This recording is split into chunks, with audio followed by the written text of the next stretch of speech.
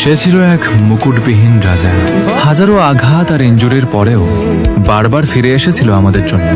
আমার শৈশব শুরু হয়েছিল তার জাদুকরী স্কিল দেখে। নিজের অজান্তেই মনের অনেকটা জায়গা দিয়ে ফেলেছিলাম তাকে। আমাদের সময়ের অসংখ্য তরুণ ফুটবলারের একমাত্র আইডল ছিল সে। সে কখনো হার মানতে শেখেনি, শেষ নিঃশ্বাস পর্যন্ত লড়াই করে গেছে। তার একটাই স্বপ্ন ছিল একবার বিশ্বকাপ ট্রফিটা ছুঁয়ে দেখা, কিন্তু ভাগ্য তাকে কখনো বিশ্বকাপের ফাইনালও খেলতে দিল না। বড় ইনজুরির পর আমরা 3 বছর শুধু তার ফেরার অপেক্ষায় ছিলাম। তারপর এলো 2026 বিশ্বকাপ, আবারও ফিরেছিল আমাদের জন্য। অথচ পুরো বিশ্বকাপে তাকে মাত্র 38 মিনিট খেলতে দেখতে পেরেছিলাম। তারপর এলো সেই কালো রাত। জাতীয় দলের জার্সিকে বিদায় জানালো আমাদের বস।